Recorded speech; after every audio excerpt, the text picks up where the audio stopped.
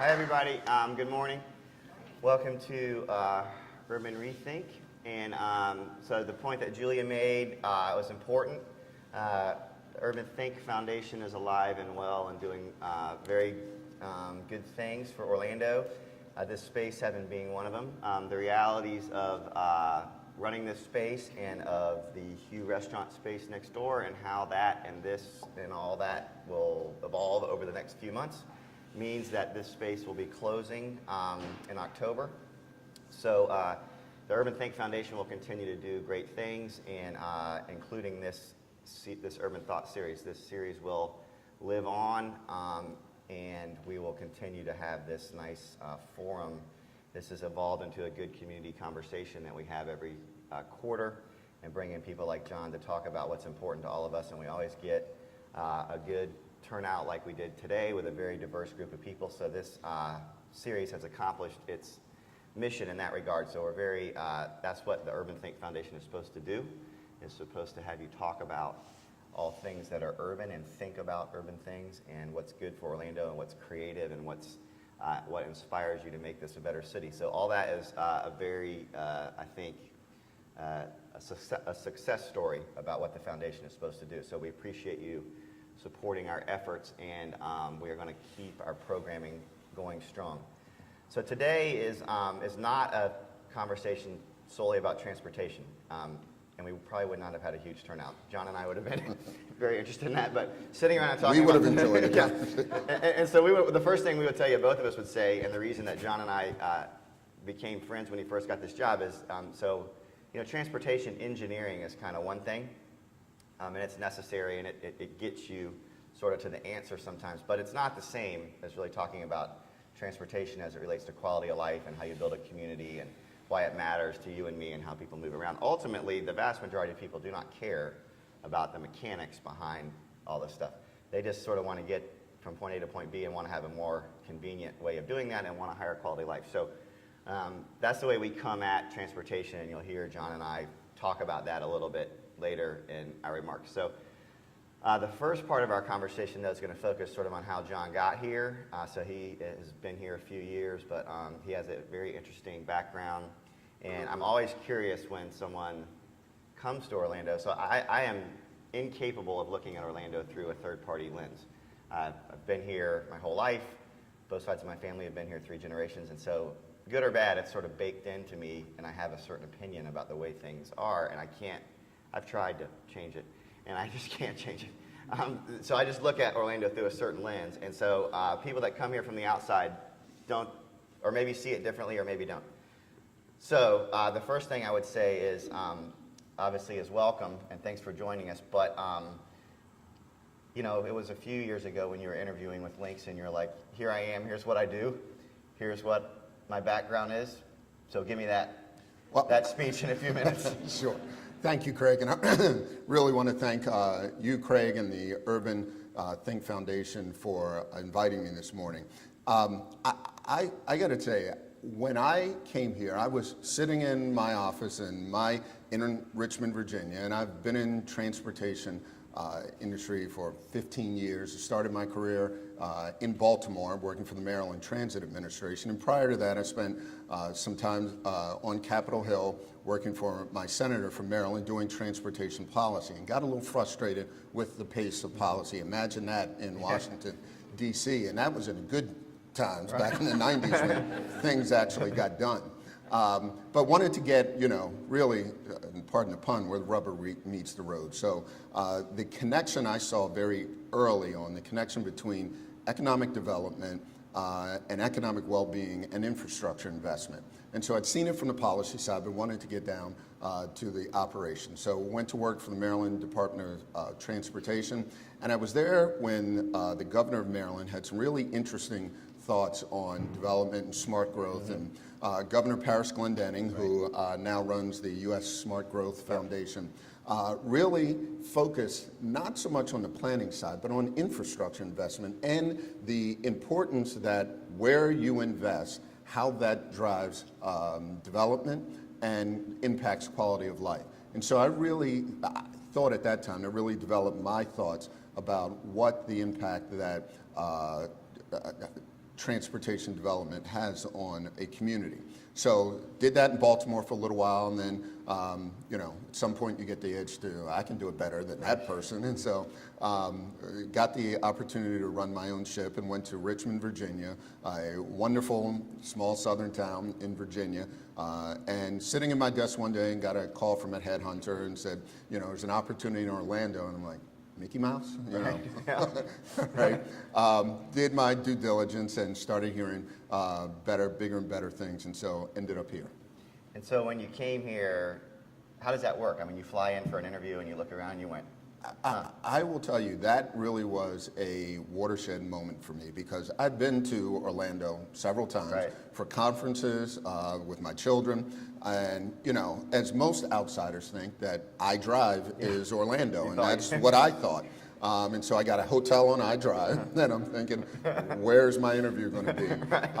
And the GPS kept taking me north. So I ended up downtown, and I think really was an interesting process. Number one, if any of you understand the Florida Open Records and Sunshine Laws, I had about 9 or 11 separate interviews, because you can't get more than one elected official together, or else it's an open meeting.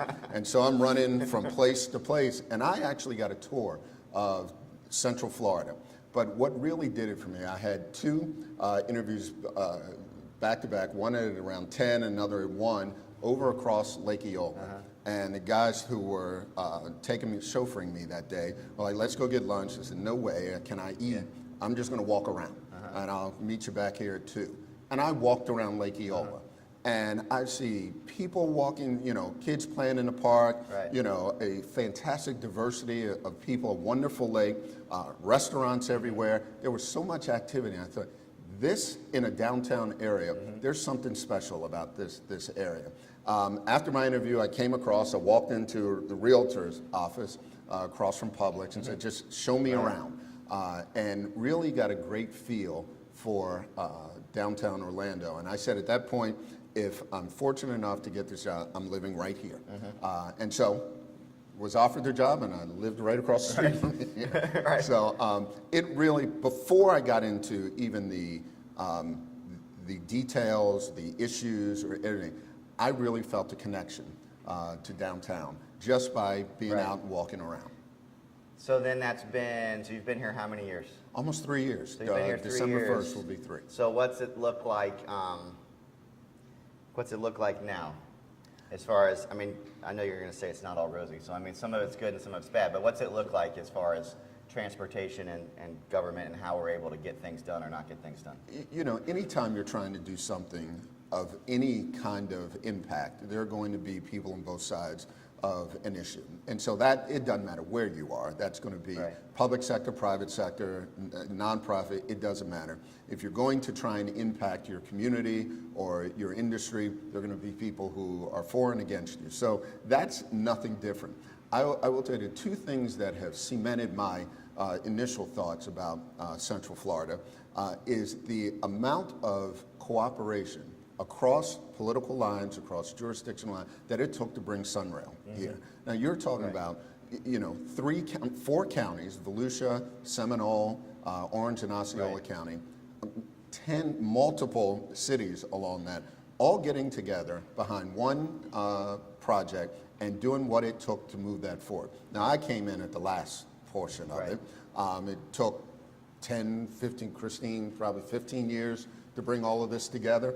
I was lucky to come in when it's all done and cut the ribbon. But when you're looking at the amount of cooperation it takes to move a project like that together, that doesn't happen many other places. And so I'm really bullish about Central Florida. I think, and maybe it's a bad analogy, but I think Orlando and Central Florida right now is probably analogous to what Las Vegas was back in the 50s, when if you were there, you knew something special was happening. But elsewhere, you look at it and say, you know, what are these crazy people trying to do in the middle of a desert somewhere? Who wants to be there? Well, now look what Vegas, now different kind of spin on it, but you get that feeling if you're here that something special is going on. Now, when you look at that from an infrastructure standpoint, I mean, we've got billions of dollars of transportation infrastructure investment going on now. Sunrail is about to open. You've got I-4 about to be widened. You have Wekiva Parkway going on. We have fantastic private investment on the Florida East Coast Railway happening. That's not happening anywhere else in the nation. And I think we're here at that particular point of time where I think historians will look back and say that was the seminal moment for Central Florida.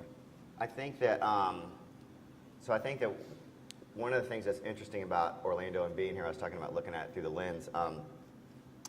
We were at a meeting yesterday morning, a Creative Village meeting, and I almost think people have Sunrail fatigue or sort of malaise because we have been fighting for it for so long, and we got it. Nobody really knows what it is. They just know the name of it. And it's sort of like we won, you know, and everybody jumps up and down. But that was sort of just the initial victory. And Sunrail, as it sits today, is commuter rail, which I don't know that everybody understands. It's going to be really good commuter rail, and it's going to be in the right spot, and that does make a difference. But it is not light rail. And it's the same with limo downtown. I mean, limo is not streetcar. But I do think we've done a lot of work on this all over the country for Creative Village. And transit-oriented development does work around those modes if you know what you're doing. It doesn't automatically work, but it can work. But I think you and I have had some conversations that my observation has been that it's not really sort of the mode of one of them, but it's the integration of the modes of all of them and how we overlay this patchwork. So in some ways, I feel like the work that LYNX is doing has been under-publicized just because of the importance. I mean, Sunrail in and of itself doesn't do anything because you can't get around once you get anywhere. So, I mean, limo and LYNX is so key to what happens, you know, once we're there and how we develop around the station. So, I mean, just talk about how you guys have thought about that, because to me, that's sort of the underreported part of this is the investment that y'all are making around all the stations and how we're going to get everybody sort of to and fro is critical. Yeah, I think you're exactly right. And people who are not used to having multimodal transit systems, you know, as we are at this point in Central Florida, don't really understand. They know the train is coming, but and everybody's great. Trains are cool, and you know, nice to be on. But think of it as a highway without exits. And so you can drive 60, 75, 80 miles an hour down the highway, but what happens when you need to get off the highway? And so Sunrail is the highway. It's the spine of north-south of our commuting areas. But what happens when you get to that station? Folks who live in the suburbs are going to get in their car, drive to the Sunrail station. There'll be great parking availability. You're going to get on that train. It's going to get you downtown or to your destination quickly, efficiently, and comfortably. But you get off the train, then what?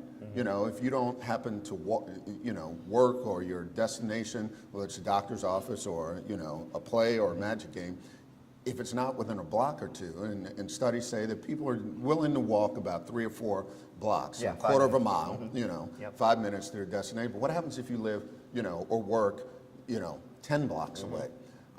We've got to make sure that we have those last mile connections, and that's where LYNX comes in.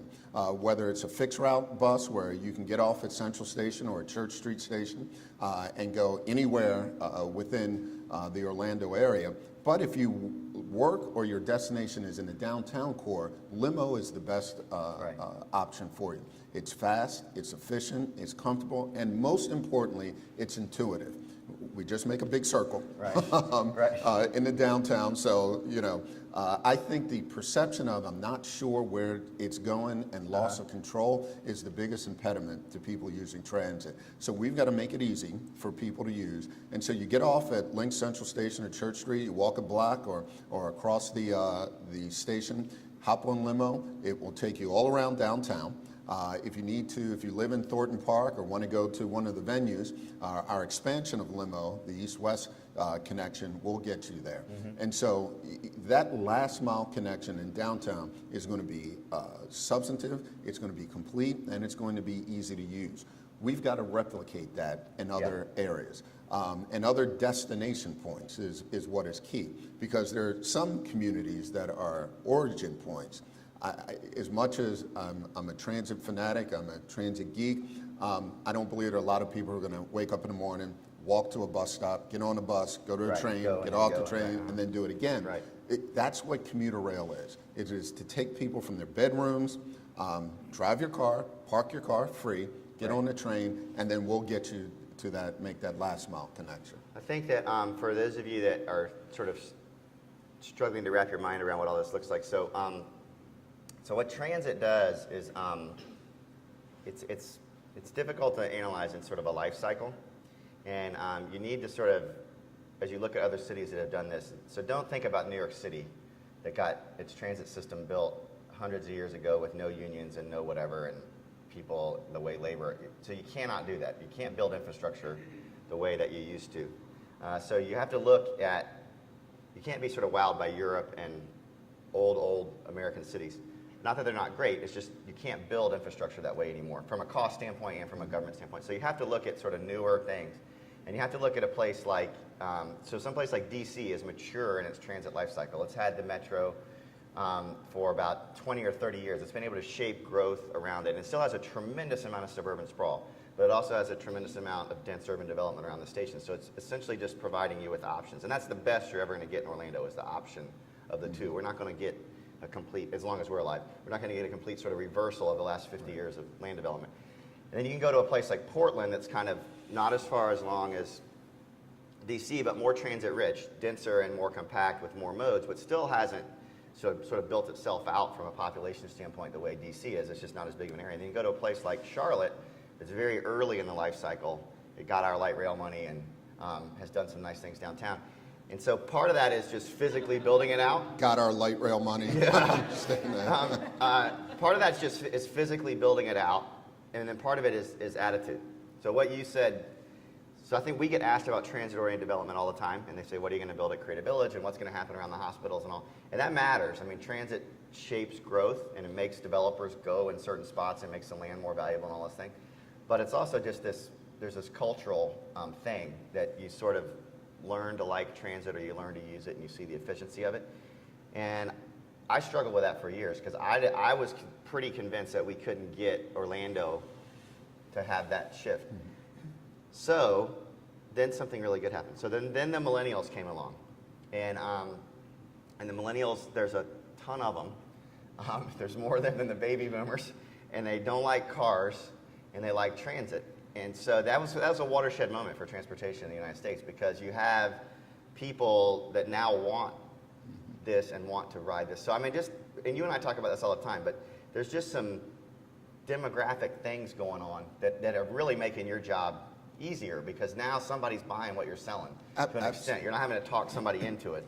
Absolutely. I think we've got a demographic shift that is happening right now, and it's too. Craig, you talked about the millennials, but on the other side of the equation, and it's, demographers call it the dumbbell phenomena, where you have that huge wave of millennials, and as are those people who are under, born after 1982 and are under so 30 years 20s, old, 20 something, and then you have the baby boomers who really started that age wave that started to that phenomenon that happened January 1st of 2010. 10,000 people each and every day from 2010 to 2030 are going to hit return 65. 10,000 each and every day. And so when you look at it from all of us in this country, those two cohorts, the millennials and the baby boomers, outnumber all the rest of us. Right, we don't matter. And so we don't matter. They are going to drive the decisions and the development patterns here. And they seem to be aligned for very different reasons. Right. I think baby boomers who bought into the suburban house, 2 cars, 3.2 kids and a white picket fence, that's finished. They are empty nesters now. The kids went to college. They're looking to age in place. They prepare very well for that. And they're looking at, do I want to continue to drive? Am I able to continue to drive? But I want to still have access to arts and culture and healthcare and all the others. And they are starting to come back to the urban core. because they don't feel like mowing grass, they don't feel like shoveling snow wherever they are. You can live in a downtown area and still have access to all the things that you want. As you mentioned, you have those millennials who their definition of quality of life is very different. Right. You know, they work to live, not live to work like some of the other of us do. And so that comes into a whole nother challenge from a, you know, cultural and employment standpoint. But, you know, their mode of transit, just look at it, or skateboards is their preferred mode. And so they are moving into the urban core and are looking for areas where they can live, work, and play without having to drive and get stuck in traffic. And so when you look at that group of cohort that also looks at things very differently from, as I mentioned, from quality of life, they're not as tied to a city, a region, a state. You know, they grew up here, but they're going elsewhere. And so we've got to look at that from a challenge, from a recruitment and retention. Or sometimes I talk to corporations and they're like, why should we care about transit? Well, if you want to recruit and retain the best talent, you've got to start looking at what quality of life means. And when you have the best and brightest that have options in the cities that you mentioned that have vibrant transit systems where they can live, work, and play without dealing with the congestion and sprawl issues, then you've got to really think very seriously about where you're locating and what the equation means from a quality of life standpoint. There's two antidotes that have kind of become urban legends. So one of them, Brooke and I and our team have tried to make an urban legend. The other one is a real urban legend. But so it's actually true that about 12 or 14 years ago, there was an RFP that was sent out by Nike, and Nike is in Oregon and has a significant presence in the Pearl District in Portland, and they were going to relocate. And they hire a company to look at this for them, and y'all know the drill. They come and check all the boxes and see what you have. So it was a requirement in their search criteria that you articulate your mass transit strategy and that you have light rail and that you have significant housing on the light rail. So anyway, the conclusion of it was, could every one of their employees relocate to your city and not have to own an automobile? That was the requirement of the RFP. No one responded to the RFP. No one could meet the price. So New York could have met it, but no one could meet the price requirement that they were looking for. So they remained in Portland, so I guess it was good for Portland. But point being that they were sort of the first ones to advertise this idea that they understood talent wanted to be where this was. And so that's become, you know, more important as we've gone forward. So that's real, and it's more real now than ever because all the cool companies that we all talk about, from the Googles on down, that's a talent business. It's like being the Miami Heat and they all want the LeBron James. I mean, that's a free agent business. Smart tech people are totally free agents, and they go wherever they want to go, and they're looking for quality of life, and they're going to go to Austin, Texas, or Portland, or Seattle, or San Francisco based on that. And if you don't have the stuff that's attractive to them, you lose. And they're not going to go to your city, and they're going to go somewhere else. And you can try to score it differently, but that's what it comes down to. So the other funny story that this is absolutely true, we're doing a design studio this past spring with the Columbia graduate students, and we were having them down to look at Creative Village over their spring break. And you can imagine if you go to Columbia for a master's degree in architecture that you're fairly intelligent. So these are all very, very smart students, a lot of them international.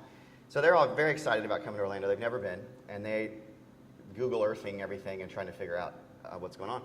So they very innocently sent me an email, and they said, we've searched and searched and searched, and we're trying to figure out how to get from the airport to downtown, and we looked for the subway, and we just can't find it. Like, we need to figure out how to ride.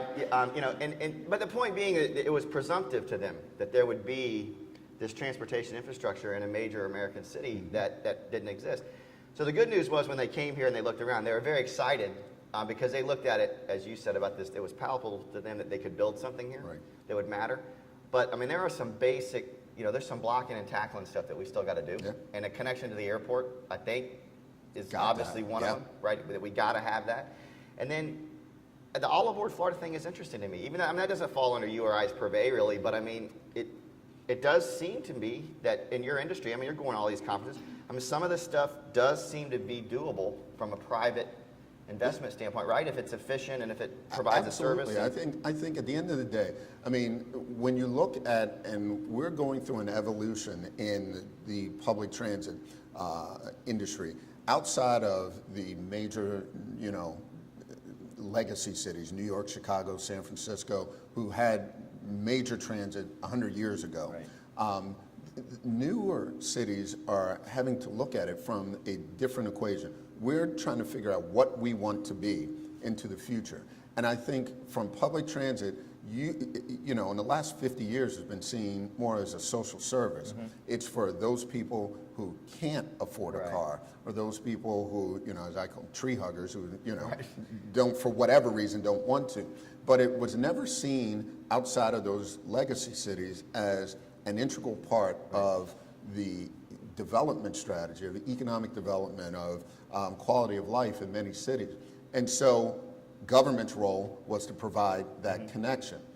Well, now if you've got to a point where private sector is looking at it, you know, where the bottom line matters to everything, they are looking at it because they are seeing that this equation has got to work.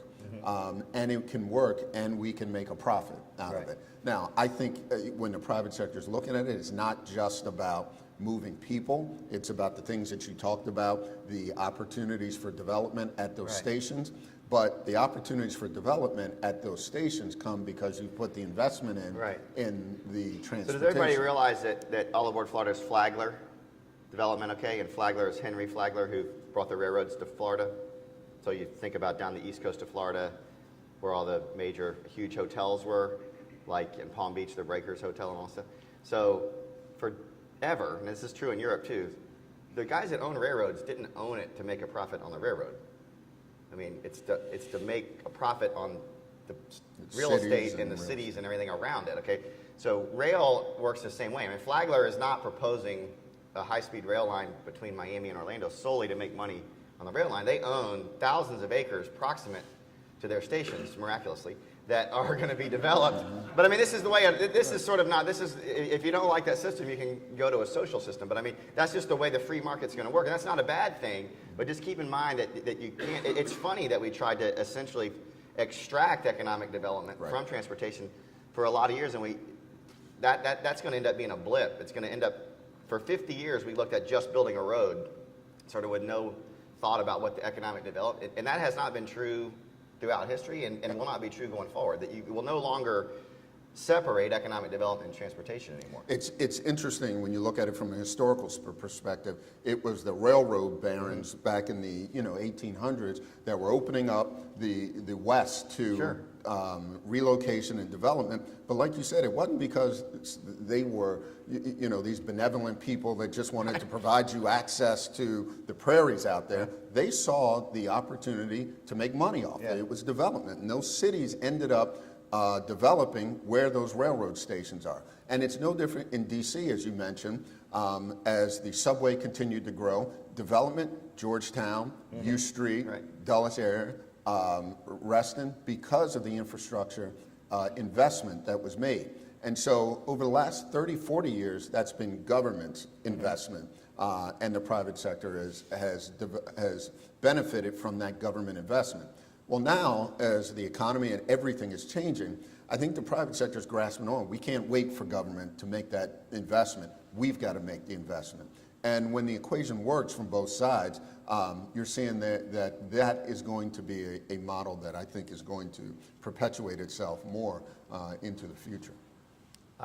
So we have a discussion about transportation. I always use the opportunity to try to reinforce a phenomenon that is, some people would argue, is sort of the greatest misunderstood common sense thing when you're talking about city planning, whatever. So it's a concept called induced traffic. And so what it means is if you widen a road, traffic gets worse. And this is the most counterintuitive thing you've ever heard in your life. And so for a very, very long time, a lot of people should have been flunking transportation engineering school, but they believed that if you widened a road, it had more capacity, and therefore it'd make people move faster, and that was better. And we built an entire sort of system around that. We actually even came up with a program in Florida. We built concurrency around it, and it really said you couldn't do development unless you expanded roads and did all this stuff and increased all this road capacity. And it leads to sprawl and a lot of other bad things. And so somebody a lot smarter than me finally convinced the transportation profession that that was flawed logic, and that every time we widened a road, traffic got worse, and because all you did was build more stuff. I mean, so capacity just allowed you to do more development, and it was reversed model. So it's very interesting now, and I think people miss this nuance about transit, that we're essentially allowed to add on almost forever. New York can build on itself almost forever and not add another road. Because if you have a transportation backbone, you don't have to do that. And mass transit can move people, and a grid system can move people very efficiently. So I think one of the things that's sort of been lost on this idea in Orlando is that we have, by sort of flipping this idea, right? Intellectually, you flip the equation and you make it where we can build, I don't even know if billions of dollars is a big enough word. If you think about the development that can go around all the stations, we've flipped the development equation and made it tremendously cost effective to do a bunch of development around the stations. And transit doesn't move. You'll notice about a road, then they go build a new one, right? And they go build a new subdivision, and then the Publix has to close the old one and go to the new one and all that. Transit doesn't do that, because once government and everybody's made the investment in transit, it doesn't move. It's so expensive to do in the beginning that it doesn't move. But I really do think this and you've got good perspective from DC. If you all haven't been there, I mean, just talk about how, I mean, there are massive clusters of development that have come around this thing that I don't think Orlando quite gets yet, in the sense that we really can. It's almost counterintuitive when you think about it. There are areas, and I lived in DC and grew up in the area in the 90s, and when the first big investment in the DC Metro was extending it out to the Maryland suburbs, and it was a huge fight. But you saw the development, and Redskins Stadium, as an example, was in the downtown area. They moved to the suburbs, but they moved to a spot where the Metro had been extended. The biggest fight in that was, over the years, was Georgetown, or anybody who's ever been to DC, everybody invariably at some point ends up in Georgetown. Georgetown one had nothing to do with Metro. Yeah. Nothing to do with Metro over the years. Keep that thing out of there. And now they are fighting tooth and nail to have Metro extended, because they looked around and said they're losing. Georgetown was the jewel of DC, where everyone wanted to come, dine, shop, live in Georgetown. That was the place. Well, now you have areas like U Street. And U Street, if anyone has been to DC, understand U Street was the area where the riots happened back in the 60s after Martin Luther King. It was U Street during the 70s and 80s and into the 90s, you could have thought looked like Lebanon. But the extended Metro in U Street has overtaken Georgetown. And so it doesn't matter where it goes. If you make that investment, it changes the environment around it. I was just recently back there, and having lived in DC for 6 years, there are areas it continues to change. It is not, it's as old as DC is, it's still not maturing because of what you said. Once you make that investment, they continue to grow. There are areas in DC that I wouldn't have walked, you wouldn't have caught me walking down the street at night at all. Completely changed. You know, high rises, restaurants, you know, young people walking around, families, mothers pushing their kids in strollers in those areas because of the investment in Metro. Wherever there is a station or an extension, the development sprawls, and there are people that are able to live, work, and play there. So what I'm trying to make the connection to, which I think you do a better job than I do about it sometimes, but their transportation policy is social policy, and vice versa. And forever, you know, we sort of government plan and whatever in silos. And so somebody's, in theory, working their tail off to solve the affordable housing problem. And then you go down probably not even down the hall, you go to a completely different building in DC, and somebody's working their tail off to solve the transportation problem. And it's the same problem, but completely different answers. The answer to fixing a neighborhood or a place of disinvestment is transit. It's not building affordable housing standalone. It's transit and education. Those are the two things that give you access to the world that you are now cut off from. And so I think that the return on that investment is just now, I mean, for the first time in forever, when we responded to the Tiger Grant. The Tiger Grant is what we use to expand limo downtown and create a village into the west side. When we responded to the Tiger Grant, it's the first time that the government ever consolidated HUD and environmental protection and transit together, and you were able to write a response to a grant and talk about quality of life across the spectrum. And that was a watershed moment for the government to look at everything interlinked. Now, I will tell you, part of that is out of the goodness of their heart, and part of it is because money got so tight that what happens when government shrinks is that the funnels of budgets all get cut and they get sort of turned this way. So you have to start, it's almost forced collaboration, you know? And we've seen, so local government's gotten that for a long time, but it took a while to work its way up to the federal government. But that is a real key thing that when you're talking about now, about, you can't talk about housing around. If Trevor's out selling a piece of property and says, I want you to build an apartment here, the first thing that, because the target market is the millennials and the empty nesters, the first thing the apartment guy wants to know is, tell me the transit story, or how's anybody going to get around, or whatever. So I mean, I think that's been an interesting shift.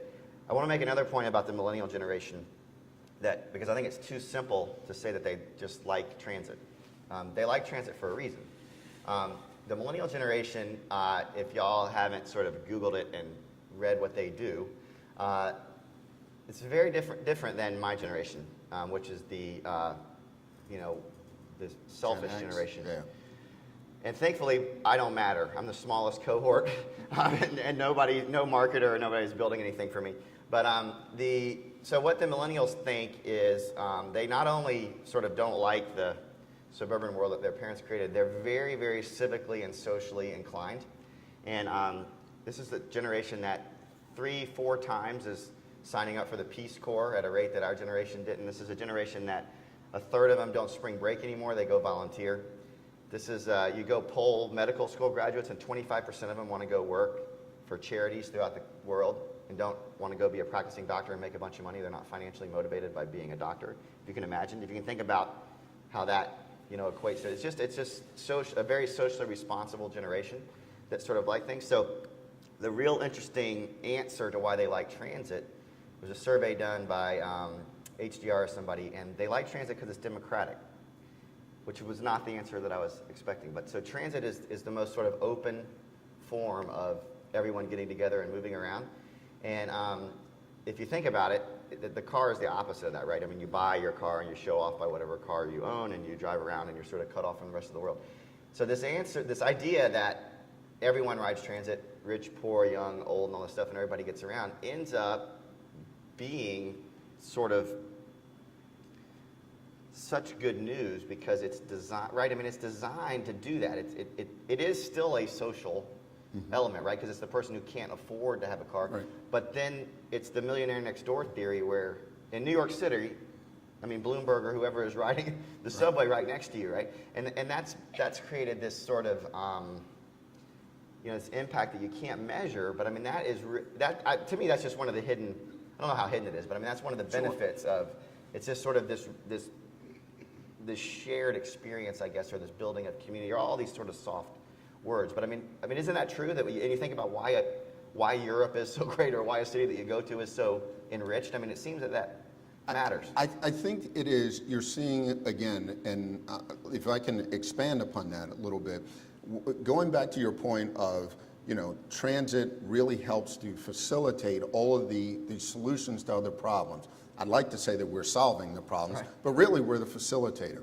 And I think when you look at education as an example, the schools in the suburbs are so good and were so good and will continue to be because you had people that moved to the suburbs that had the economic ability to really be involved in their children's, in their schools, volunteering in their schools, being there to help support the education infrastructure.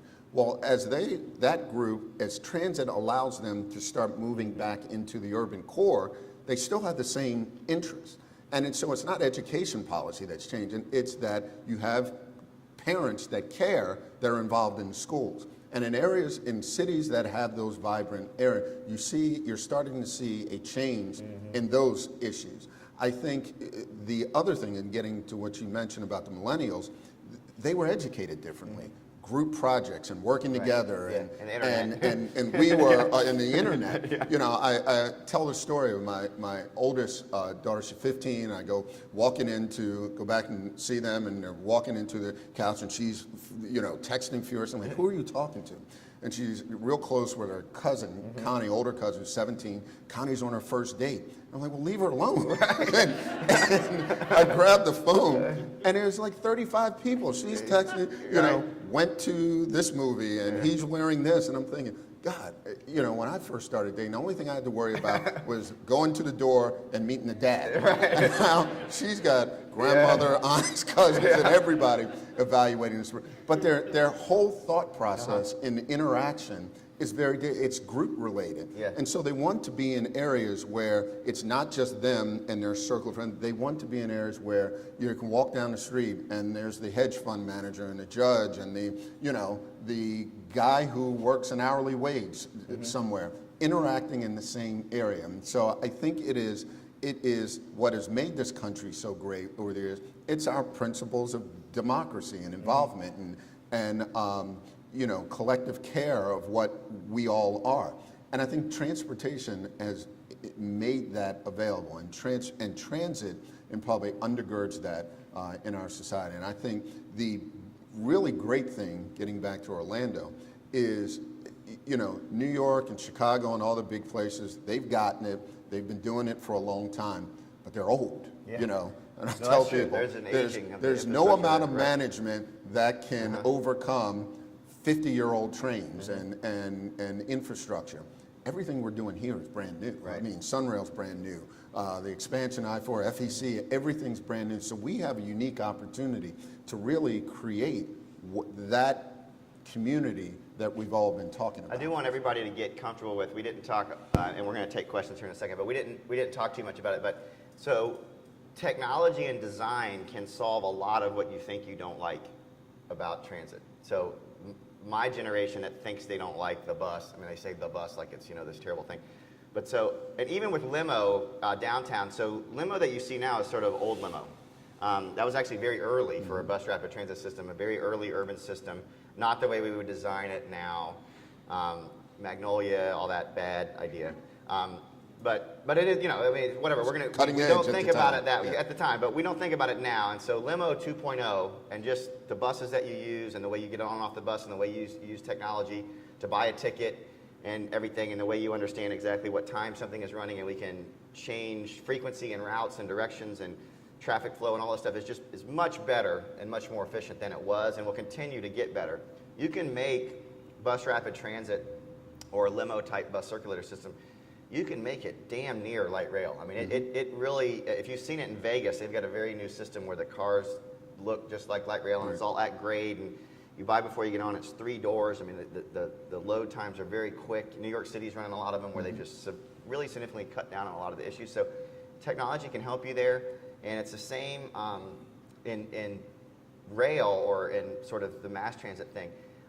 If you don't think, however you think about government intervention or not, you can be on either side. If you don't think we're heading to the point where it's going to be against the law to text and drive, and then technology is going to make it where you can't text. It exists today where you put your key in the car, your phone's deactivated. If you don't think you're getting to that, you're kidding yourself. I mean, it's going to be impossible to text and drive or email and drive in the next couple of years, and it's going to be completely more value to do that on mass transit because all your email and everything will be checked when you get to the office. And so the millennials already get that. They already value the experience of being on mass transit with high-speed internet connection and be able to have all that done when they get to the office. Those of us that are still doing this in the car, it'll be physically impossible to do that through technology over the next couple of years. And so that's actually a hidden shift that I think is coming. So I do think, I mean, I'm not trying to sort of, the science of it matters, but sometimes it's more iPhone type science. It's more like the science that you actually care about that matters more than the sort of the science behind the engineering side of it. And the last part about, I will say, is, and I'm not a fan of this reality, but I can't figure out how it's going to change. Airport travel is terrible. And unless and we have a great airport, but it just, the inconvenience of air travel and the inefficiency of air travel for certain distances now because of how early you have to go, it is really a key to rail and high-speed rail working between cities, and then you get to a city and you can still get around. So in some ways, Europe has had this figured out for a long time. But it's really where the United States kind of fails is that 2 to 4 hour kind of distance where, flying from Orlando to Miami doesn't make any sense. You have to get there to the airport so early and all that stuff. So sort of think about transit that way too. It's really about distance somewhat and about headway and about frequency. What we need to happen with Sunrail is we need the demand to sort of change the schedule, and we need and I think this will happen. I mean, I think this is already sort of planned without anybody publicly saying it because you want to outshoot your predictions. But I mean, we need Sunrail to run on the evenings when they're Magic Game, and it will. I mean, this is already, and we need it to run on the weekends, and we need it to run more frequently, and we need John's agency to be under pressure to say there's so much ridership on limo that we have to add a bus or we have to add. That's that's what happens in DC. Yeah. Transit growing by demand is the way you want to do it. You don't want, sort of want to over. I think government has learned, right? You're not over projecting ridership or putting it in there. And I think let us take a step back, and I think Craig and I understand. Let me explain limo for some people that may not understand it. I mean, Bus Rapid Transit and our limo service, Orlando was cutting edge. I mean, limo's 15 years old. The fact that you had the city of Orlando investing in a bus system and paying for it with parking fees is unheard of. Bloomberg tried to do it in New York, and you almost started a second revolution in New York. But we did it with it was not even a blip on the screen. But we have dedicated lanes, and so when you think about what drives people to the automobile, I mean, even the term automobile, autonomous mobility, the automobile, is because I can get where I want to fast, quickly, and on my own time schedule. Well, congestion has kind of turned that upside down. Anybody who's tried to move on I-4 during peak periods, you don't feel very mobile. But what we're able to do and what has made rail such a important focus is that you're on your own right of way. So unless there's a cow or on the rail, you don't have congestion. You're on your own time schedule. You can predict from when you leave to when you get to your destination. And so limo and Bus Rapid Transit is almost rail light. We have our own right of way. You can see it on Magnolia and others. Right. We probably are doing it differently. And you'll see it out here. There's a bus lane. Cars can't be in that. When we get to a traffic signal, we have traffic priority, signal priority. I'd love to have preemption, but we're working on that. So when that bus gets through the intersection, if a car and a BRT bus leave at the same point and are going to the same destination, 99 times out of 100, that bus is going to get there first because we don't have to stop at the lights. Or if we do, that light's going to change quicker. And so very minimal stops. We're going to have stations, very few stops along the way. So from Thornton Park all the way out to the Citrus Bowl, we've got, Laura, 11 stops along that path. And at those stations, we will have real-time, all of our vehicles have GPS technology in it. So at those stations, you'll be able to look, forget the paper schedule, and say the next bus is 3 minutes away or it's 5 minutes away. More importantly, we're going to be able to send that information out to our customers via PDA, cell phone, or computer. So before you leave your office, how far, where's that bus? It's 5 minutes away, it's 10 minutes away. All right, it's 10 minutes away, I can send this last email. Get out there, wait 2 or 3 minutes, the vehicle is there, you're in your own lane, you can get there quicker than anything else. Now, it's free in Orlando. I think we're still working on that issue. I think people are willing to pay for that premium service. But that is what BRT is, and we're looking to expand that on the 192 corridor in Osceola County, the 50 corridor, connecting the 2 hospitals downtown. So we could jump forward 10 years, and I think we've got to answer that issue of dedicated funding. LYNX is the only system of its size in the country that doesn't have its own revenue source. So I've had to get very good at begging. So I go to Orange, Osceola, Seminole, and Orange and City of Orlando with my hat in my hand every year. But our funding partners are very supportive of transit. But in order to expand that system, to continue to meet the demand that we've all been talking about, that demand that is going to come. Without that, our ridership has already grown 20% over the last 3 years. I'll take credit for that, but when we first got here, we were at 26 million riders annually. 3 years later, this year, we're going to be pretty close, if not breaking 30 million. Imagine 20% increase in anyone's business to the bottom line. So BRT is the mode that we are going to continue to expand on. And BRT is just tremendously cost effective as compared to streetcar or light rail. So there's a why to the equation. so we can all talk about what we want, but Sure. it is the right investment. I'll take one or two questions and then we'll talk afterwards, but Trevor, you always like to go first. I do. You just mentioned dedicated And Virginia, you funding, can go next. And when I think about LYNX, I always think about lack of dedicated funding.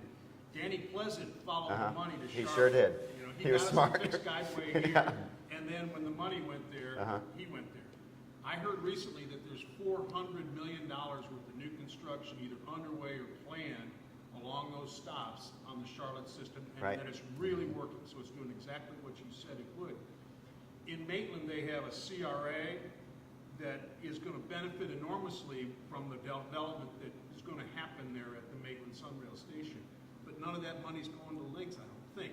How can you solve this whole dedicated funding issue and take advantage of the fact that all this development is going to occur along the transit? I think there are two issues that are going to, and this is why Sunrail is so key to the whole equation, because I think when you're talking about dedicated funding, now whether it's sales tax, a portion of gas tax, property, there are many different methods of doing that. But it's got to be seen as something that benefits the entire community. Now, I'm a bus guy, and I think at the end of the day, bus is what moves the largest numbers of people. Rail doesn't work without bus, because you can't take the rail to your house or to your office. Everybody who's on a rail has to get on some other mode of transportation, if not pedestrian, bicycle, whatever. So, but bus is not sexy. People still, even though they ride it, it doesn't elicit those feelings of, wow, that's cool. Rail does. And so Sunrail is so important, because even if an individual never ride it because it doesn't come near their community or it doesn't get them to where they need to go to, if it did, they would take it. And so that begins to change the conversation in the community. And so I've always said, once that first train runs, the conversation is going to be, when does it get to the airport? When is it coming to, Maitland? When is it coming to,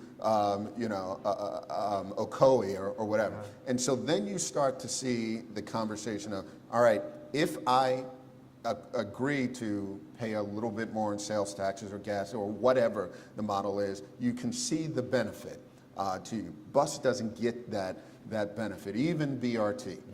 It's important, but I've got to hitch my wagon to that Sunrail train, because that's what's going to make that conversation easier. We're ready for it. I think people will do it. When you look at those areas, and even the areas where dedicated funding has happened over the last 5 years, and there have been tax initiatives, are in some of the most conservative areas of the country. So it's not an issue of Northeast or the West Coast or those tree-hugging Portlanders or whatever. It is about making a compelling argument that your investment is going to bring you a return on that investment that meets your needs. Salt Lake City, Utah, has expanded, has re-upped 3 times their tax initiatives to invest in transit.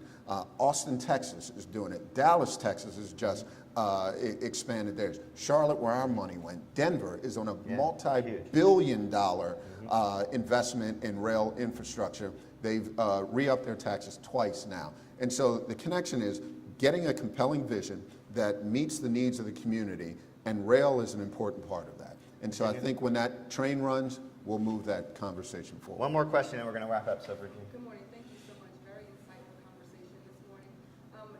John, you touched on 2 things that I hope that we all leave here knowing just a little bit more about. You talked about the ease and comfort of people to become choice riders on transit.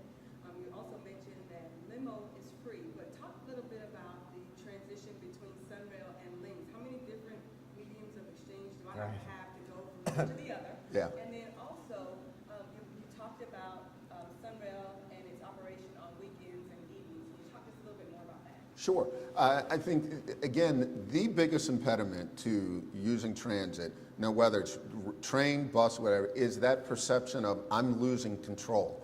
And so you can whip out your keys, go in the car, and you're off and running. But how do I pay for that train? What happens when I get off? Do I got to pay again on the bus? Do I have to carry wads of cash and quarters and nickels and pennies? And so the most important thing and the hardest thing to do is the fare media. in that. Now, FDOT is doing a fantastic job. The stations look great. Those trains look fantastic. The rail is running. It will be here on time. We've got to make sure what we must get right and get it right the first time is the fare meter. Now, we have, it is planned to have smart cards where you can buy a smart card, a Sunrail card, or a LYNX pack, and that card is transferable. So it doesn't matter where you get on, you can swipe that card on. In regard to Sunrail, it's tap on, so it's proximity card. You tap on, it knows when you get on, so it knows when you got on, and when you get off, you tap again, so it measures your distance and applies the appropriate fare. Then you use that card to get on LYNX and swipe that same card and pay your LYNX fare. And so that will be a seamless transition. Now, we will never be able to get rid of coins and cash. That's just the reality of it. So we also have, you know, you can put the cash in the vending machine at LYNX, at the Sunrail station. You can do so at LYNX or pay on the bus. In regard to the expanded service, I think it's going to happen, as Craig mentioned. Demand is going to drive it. We have to be conservative in our efforts in order to meet federal guidelines. But I think, you know, at the end of the day, it's not just about getting to work. It's about getting to your destination. And those destinations are going to be magic games. They're going to be plays downtown. They're going to be, you know, soccer games that are happening. And we've got to make sure we meet that demand. And I think that's going to come very quickly. Thank you all for coming today. We always try to wrap up right on time. The last thought I would leave you with, if you're having a transportation thought planning day, and you should be thinking about your next several years, about where you live, work, and play. Very conveniently, that we did not talk about too much today, I-4 is going to be under construction for the next 4 to 5 years. And it's not going to be minor construction. It's going to be major construction. It's going to take you on average to go from downtown Orlando to Maitland Center when I-4 is under construction 42 minutes in your car. It's going to take 11 to 12 minutes on Sunrail. So you're talking about creating a fourfold advantage for transit. That's a good thing.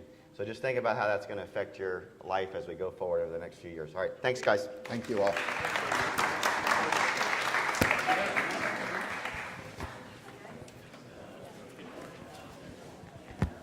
So a lot of downtown real estate. Stuck in traffic.